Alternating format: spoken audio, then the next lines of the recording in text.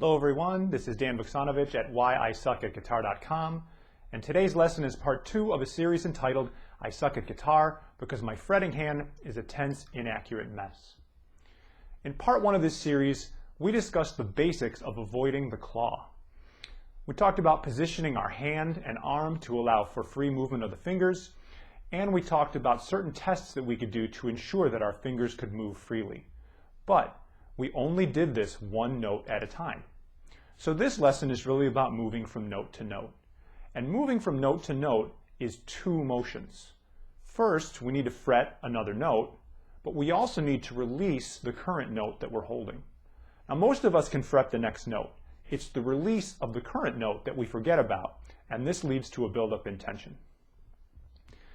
2 points I'd like to make before we continue. First, this is not hammer-ons and pull-offs. Those are more complex motions, and we're going to save those for another lesson. Second, there is no metronome involved here. This is about getting comfortable. So we need to make sure that we're only moving when we're ready to move, not when a metronome says that we have to move. So let's look at some exercises that we can do. And maybe instead of thinking of these as exercises, we should really think of them as testing for trouble spots, because I think the connotation of an exercise is that it's something that we want to just get through so that we can be done with it and move on to something else. But it's really important to focus in here and try and find out where the trouble spots are. And for these particular exercises, the trouble spots that we're going to find are where are we not releasing with our flexors before we try to extend our fingers up off the fretboard. So we'll start really simple with just 2-note patterns on the same string. So I'll place my first and second fingers on adjacent frets on the same string, and all I'm going to do is try and release each one. Release 1, place them both back, release 2, place them both back, release 1, place them both back, release 2. I can do this with any 2 fingers anywhere on the fretboard. So maybe up here I want to do 1 and 4. So I place 1 and 4, release 1, place them both back, release 4.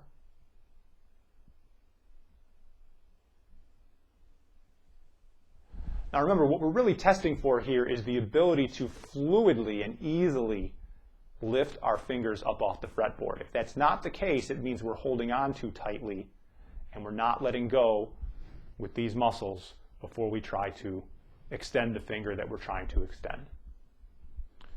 And once we're comfortable with those motions, we can add one additional motion. So instead of placing both fingers, we can only place the initial finger and then place the second finger on before we extend. So in this case, we'll just have our first finger on the fretboard, and then we'll place 2, release 1. Place 1, release 2. Place 2, release 1. And maybe I want to do it on the 4th string up here with 2 and 4. So I can place 2, and then place 4, release 2. Place 2, release 4.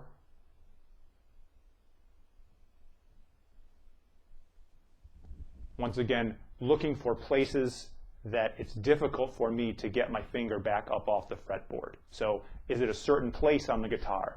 Is it a certain combination of fingers? That's really what we're after here.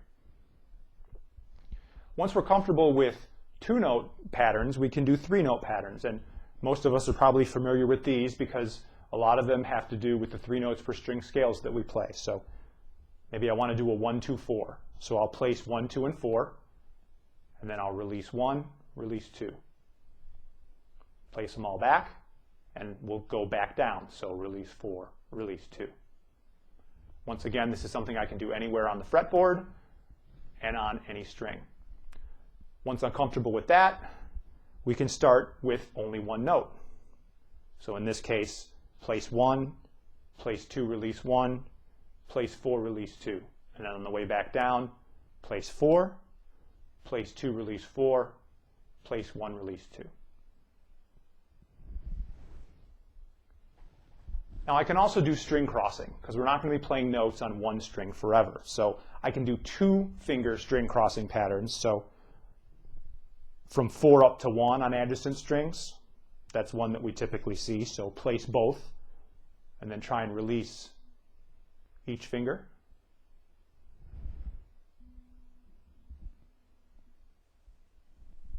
I can do other ones too, maybe 2, 4.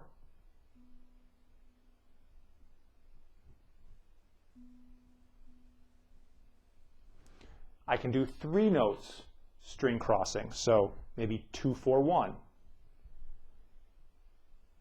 Got all of them placed, release 2, release 4, and then I've got my first finger up on the E string. Back down, release 1, release 4. And then finally, I can start just placing the first finger of the pattern and placing the other 2 as I go through. So in this case, I'd be placing 2, place 4, release 2, place 1, release 4. On the way back down, place 1, place 4, release 1, place 2, release 4. Now, if you've noticed, the rule is that we always have the next finger in place before we release the current one. And that's going to be important for accuracy, which I'm going to talk about in a second. But before we get to that, I'd like to talk about playing more than one note at a time, so that double stops or chords or whatever simultaneous notes you may need to play. So if I just grab this right here, got my third finger on F sharp on the D string, I've got my first finger on A on the G string, and my second finger on D on the B string, I can also practice release when I'm holding notes simultaneously. I can do it in a couple of different ways. I can grab all my notes, and then I can release all my fingers at the same time.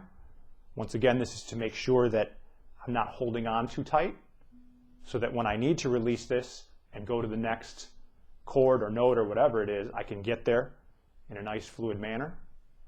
And something a little more advanced, I can pick up each finger individually. So holding all the notes, release 1, replace it, release 2, replace it, release 3, replace it. Now bear in mind that when you're releasing individual fingers, you won't have the same range of motion in some cases that you do when you're releasing all of them. So what about accuracy?